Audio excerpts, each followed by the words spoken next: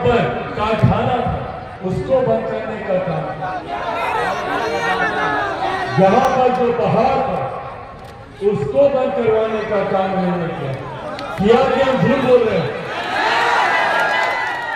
जितने कारखाने जितनी मिले थी उनको बंद करवाने का काम उन्होंने किया।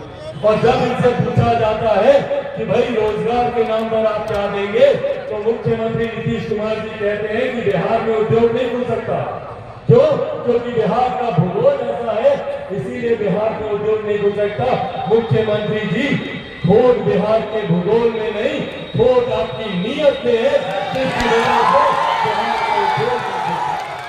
क्योंकि मुझे भी मेरे नेता, मेरे पिता आदरणीय रामविलास पासवान जी के अधूरे सपनों को पूरा करना है।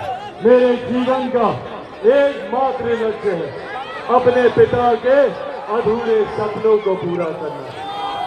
मेरे नेता, मेरे पिता ने 50 साल से ज्यादा, 5 दशक से ज्यादा उन्होंने अपना जीवन समर्पित किया बिहार और बिहारियों को। और मैं गर्व से कह सकता हूं कि इन 50 सालों में, इन 5 दशक में कोई 1 रुपया तो क्या 1 पैसे तक का आरोप मेरे नेता, मेरे पिता आदरणीय रामविलास पासवान जी को नहीं लगा। गर्व होता है मुझे कि मेरी रगों में एक ऐसे नेता का खून है, मेरी रगों में एक ऐसे नेता का खून है जिन्होंने बिहार और बिहारियों को मुख्य धारा के साथ जोड़ने के लिए जीवन भर उन्होंने काम किया। जिस मंत्रालय में गए उस मंत्रालय से कैसे हमारे बिहारी साथियों को लाभ हो। आज आप सबके हाथों में जो मोबाइल फोन, ये मुझे याद है वो दिन जब वो संचार मंत्री थे। उन दिनों में उन्होंने सोचा था कि ये मोबाइल फोन हर गरीब आदमी के हाथ में, पर वो एक ऐसा समय था, एक ऐसा दौर था जब मोबाइल फोन बहुत महंगा होता था। इनकमिंग के लिए भी पैसा लगता था, 30 रुपया, 32 रुपया, एक मिनट का जो फोन भी उठाते थे तो उसका भी पैसा देना पड़ता। उस वक्त हमारे नेता, मेरे पिता आदरणीय रामविलास पासवान जी ने सोचा था कि एक दिन ऐसा आएगा जब ये मोबाइल फोन बैगन के भाव बिकेगा, हर रिक्शा वाला, हर ठेला वाला। ये सोच, ये दूरदर्शिता हमारे नेता आदरणीय रामविलास पासवान जी, हमारे नेता ने कभी जात पात धर्म मजहब में फर्क नहीं किया। जिस मंत्रालय में गए उस मंत्रालय से हर जाति, हर धर्म के लोगों को सम्मान देने का काम किया। जिस विभाग में वो गए उस विभाग से उन्होंने हमारे बिहार को उन्होंने जोड़ने का काम किया। भले वो रेल मंत्रालय हो, श्रम विभाग और तो अपने अंतिम दिनों में सेल से भी उन्होंने हर वो संभव योजनाओं को बिहार में लाने का उन्होंने काम किया जो उनसे मुमकिन होगा।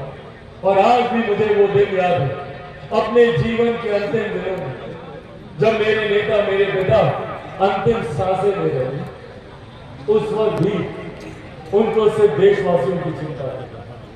वो एक ऐसा समय था जब उनकी खुद का स्वास्थ्य, उनकी खुद की तबीयत खराब हो रही। ऐसे में परिवार के हम लोग चाहते थे कि वो अस्पताल जाए, अपना इलाज करें। और ये मैं बात कर रहा हूँ जब देश में लॉकडाउन लगा हुआ था। उस वक्त लॉकडाउन के वक्त हमारे नेता विचलित होते थे उन तस्वीरों को देखकर, जिसमें बिहार के लोग मजबूर थे पैदल चलकर हजारों किलोमीटर की यात्रा कर बिहार आने के लिए मजबूर थे। बिहार सरकार ने हमारे बिहारी साथियों को कोई भी सुख सुविधा देने से मना कर दिया। ना उनके लिए किसी बस का इंतजाम कराया गया, ना किसी ट्रेन का इंतजाम कराया गया। पैदल हजारों किलोमीटर चलकर दूसरे प्रदेश से हमारे बिहारी साथी अपने प्रदेश आने के लिए मजबूर थे ताकि उनकी जान बच पाए। और ये तस्वीरें हमारे नेता को विचलित करती थी। और उन दिनों जब उनका खुद का स्वास्थ्य खराब हो रहा था, उनको इस बात की चिंता नहीं बढ़ पाया। अनंत संभावनाएं हैं हमारे प्रदेश में, सबसे ज्यादा IAS IPS अफसर हमारा प्रदेश देता है। जब शिक्षा के महत्व को कोई नहीं जानता था, उस वक्त नालंदा यूनिवर्सिटी पर हम लोग फख्र करते थे। सबसे ज्यादा मान सम्मान प्रतिष्ठा हमारे प्रदेश की होती थी। लोकतंत्र की जननी हमारा प्रदेश था। पर आज हमारे प्रदेश को इस बदहाल परिस्थिति में ला दिया है कि लोग हमारे प्रदेश का नाम सुनकर प्रदेश को हीन भावना से देखने लगे। दूसरे प्रदेशों में जब हमारे बिहार के बच्चे जाते हैं तो वो वहां जाकर बताने से डरते हैं, कतराते हैं ये बताने से कि हम बिहारी हैं। क्यों भैया? बिहारी शब्द तक को गाली बना दिया। दिल्ली में रहा हूं, बंबई में मैंने काम किया, देखा मैंने किस तरीके से दूसरे प्रदेशों में हम बिहारियों के ऊपर लाठियां चलाई जाती हैं, डंडे बरसाए जाते हैं, ए बिहारी बोलकर दूसरे लाख मारे जाते हैं। और इतना होने पर भी हमारी राज्य सरकार, हमारे मुख्यमंत्री खामोश रहते हैं। एक शब्द उनकी जुबान से नहीं निकलता तो दूसरे प्रदेशों में बैठे हमारे बिहारी साथियों को यकीन दिलाए कि उनकी सरकार उनके साथ है। पर क्यों ये परिस्थिति बनी? क्यों ऐसी व्यवस्था आई कि बिहार आज इतनी बदहाल परिस्थिति में पहुंचा? क्योंकि मुख्यमंत्री नीतीश कुमार जी ने बिहार में विकास से ज्यादा हम बिहारियों को बांटने पर ध्यान दिया। जैसे अंग्रेज रणनीति बनाते थे डिवाइड एंड रूल की, बांटो और शासन करो की रणनीति जो अंग्रेज बनाते थे, वही रणनीति का उपयोग हमारे मुख्यमंत्री नीतीश कुमार जी करते। हम लोग को जाति के नाम पर, हम लोग को धर्म के नाम पर बांटने का काम करते हैं। प्रदेश के मुखिया होने के नाते उनकी जिम्मेदारी थी कि पूरे प्रदेश को एक साथ लेकर चलते। प्रदेश के मुखिया की क्या, एक परिवार के भी मुखिया की यही जिम्मेदारी होती है कि पूरे परिवार को एक साथ बांध कर रखें। पर यहाँ तो हमारे मुख्यमंत्री ने हम लोगों में एकता लाना तो दूर, हम लोगों को और बांटने का काम किया। दलित को महादलित किया, पिछड़ा को अति पिछड़ा किया, कभी अगड़ा, कभी पिछड़ा, कभी हिंदू, कभी मुस्लिम, कभी महिला, कभी पुरुष, कभी कोली, कभी कुर्मी, कभी लव, कभी कुछ, सिर्फ जाति, सिर्फ धर्म। और ये बांटते गए और हम लोग बढ़ते गए। पर बदले में हमें क्या मिला? आज भी बिहार वही बदहाल परिस्थिति में खड़ा है। आज भी बिहार के युवा पलायन करने को मजबूर है। दूसरे प्रदेशों में जाते हैं, अपने माता पिता, दादा दादी, नाना नानी, चाचा चाची, घर परिवार को छोड़कर। कौन जाना चाहता है भैया? मैं कभी नहीं जाना चाहता अपने परिवार को छोड़कर, पर जाना पड़ता है। लोग जाते हैं बिहार से। क्यों? क्योंकि बिहार में ये व्यवस्था नहीं। और जब इनसे सवाल पूछा जाता है मुख्यमंत्री नीतीश कुमार जी से कि मुख्यमंत्री जी बताइए आपकी उपलब्धियां क्या रही, बताइए पिछले 17 साल और अब तो लगभग 2 दशक होने को है। 2 दशक से आप हमारे प्रदेश के मुख्यमंत्री हैं नीतीश कुमार जी। इन 2 दशकों में 10 तो क्या, 5 तो क्या, कोई एक उपलब्धि मुख्यमंत्री नीतीश कुमार जी बता दे तो ये जो हम मिलकर करेंगे मैं तैयार। एक उपलब्धि बता दे। नए कारखाने लगाने तो दूर, मौजूदा कारखानों को इन्होंने बंद करने का काम किया। पर कारखाना था उसको बंद करने का काम किया। यहाँ पर जो पहाड़ था उसको बंद करवाने का काम इन्होंने किया कि हम झूठ बोल रहे हैं? जितने कारखाने जितनी मिले थे उनको बंद करवाने का काम इन्होंने किया। और जब इनसे पूछा जाता है कि भाई रोजगार के नाम पर आप क्या देंगे, तो मुख्यमंत्री नीतीश कुमार जी कहते हैं कि बिहार में उद्योग नहीं खुल सकता। क्यों? क्योंकि बिहार का भूगोल ऐसा है, इसीलिए बिहार में उद्योग नहीं खुल सकता। मुख्यमंत्री जी, खोट बिहार के भूगोल में नहीं, खोट आपकी नीयत में है, जिसकी वजह से बिहार में उद्योग नहीं खुल सकता। आपकी नीयत में खोट है, आपकी नीतियों में खोट है मुख्यमंत्री जी। और ये खोट दर्शाती है कि जब बिहारी आपसे सवाल पूछते हैं, जब चिराग पासवान आपसे सवाल पूछता है, भाई क्या कसूर है चिराग पासवान का, बताएं मुझे मुख्यमंत्री। आज चिराग पासवान के पीछे जो मुख्यमंत्री नीतीश कुमार जी हाथ धोकर खड़े हैं, क्या कसूर है चिराग पासवान का? मेरा घर तोड़वाते हैं, मेरी पार्टी तोड़वाते हैं, मेरा कसूर तो बताएं क्या है? मेरा कसूर सिर्फ इतना है ना कि मैं बिहार में विकास की बात करता हूँ। मेरा कसूर सिर्फ इतना ही है ना कि मैं बिहार में रोजगार की बात करता हूँ। बिहार में बिहारियों को रोजगार के अवसर मिले उसकी आवाज उठाता हूँ। बिहार में बेहतर शिक्षा की बात करता हूँ, बिहार में बेहतर स्वास्थ्य सेवाओं की बात करता हूँ, बिहार को आईटी हब बनाने की बात करता हूँ, एजुकेशनल हब बनाने की बात करता हूँ, बिहार में निवेश लाने की बात करता हूँ, बिहार को देश का सबसे विकसित राज्य बनाने की बात करता हूँ। यही कसूर है ना मेरा। तो भैया इस कसूर के लिए चिराग पासवान से बदला कैसे लिया जाए? कैसे लिया जाए भैया? चिराग पासवान के पास कोई आय से ज्यादा संपत्ति तो है नहीं, ना हमारे उधर कोई कोर्ट कचहरी में कोई मामला चल रहा, तो कैसे बदला लिया जाए चिराग पासवान से? चिराग पासवान से बदला लेने के लिए मुख्यमंत्री नीतीश कुमार जी ने नई नीति निकाली। उन्होंने निकाला कि चिराग पासवान के परिवार को तोड़ दो, चिराग पासवान टूट जाएगा, नहीं टूटा। फिर उन्होंने सोचा कि चिराग पासवान की पार्टी को तोड़ दो, चिराग पासवान टूट जाएगा, नहीं टूटा।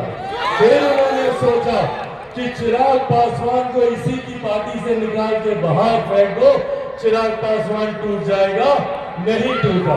फिर उन्होंने सोचा कि चिराग पासवान को इसी के घर से, इसकी मां, इसकी बूढ़ी नानी जो बोल चल नहीं सकती, उसके समेत समान समेत इसको घर से बाहर निकाल दो, चिराग पासवान टूट जाएगा, नहीं टूटा। क्योंकि जो लोग चिराग पासवान को तोड़ना चाहते हैं वो लोग भूल जाते हैं कि चिराग पासवान शेर का बेटा है, रामविलास पासवान का बेटा है। मैं टूटूंगा, मैं टूटूंगा, मैं झुकूंगा, और भैया डरता तो मैं किसी से नहीं हूं।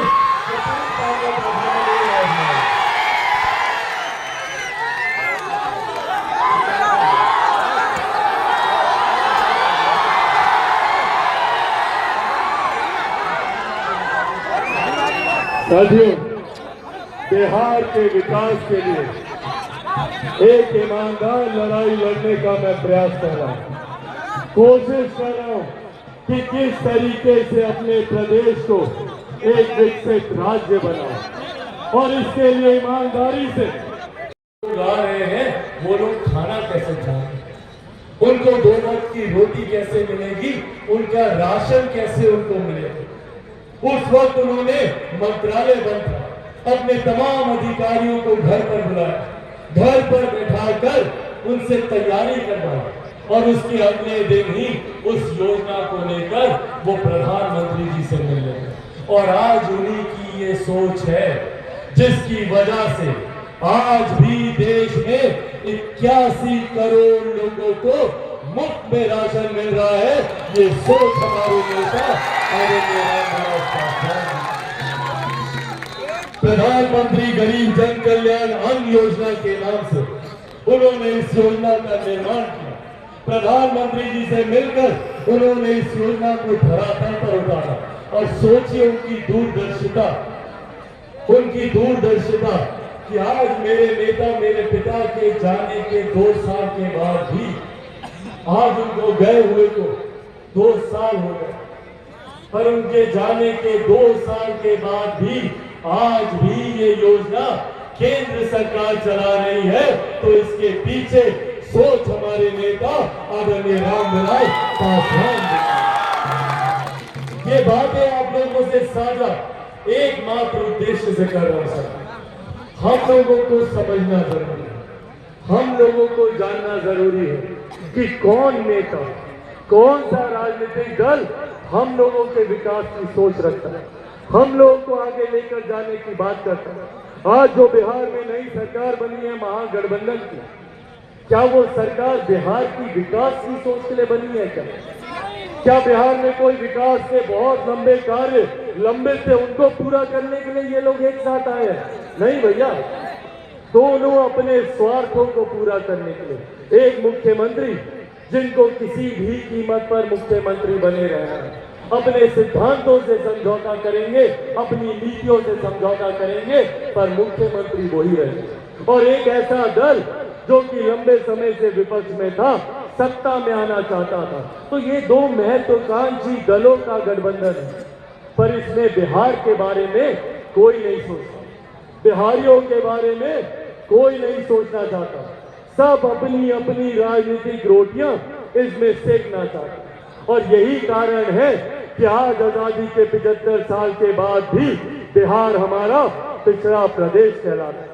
और आज यही आग्रह करने आप लोग के बीच आया हूं। आने वाले समय में जल्द बिहार में चुनाव होंगे। मैं मानता हूं कि बिहार में जल्द मध्यावधि चुनाव होंगे, और इस मध्यावधि चुनाव में हम लोगों को इस बात का ध्यान देना है कि ऐसा गठबंधन, ऐसा दल और ऐसे नेताओं को चुनकर हम लोग बिहार की विधानसभा में भेजें जो दुख सुख की घड़ी में हम लोगों के साथ खड़े रहें, जो बिहार की विधानसभा में, देश की संसद में हम लोगों की आवाज उठाने का काम करें। आज जो लोग सत्ता में हैं, पिछले 32 साल से यही लोग सत्ता में हैं।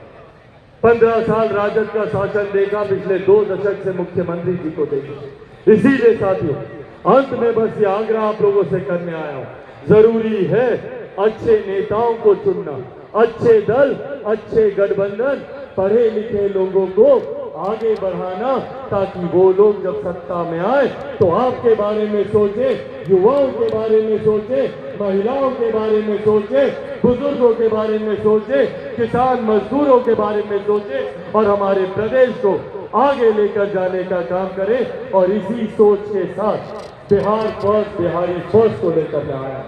मेरे नेता, मेरे पिता ने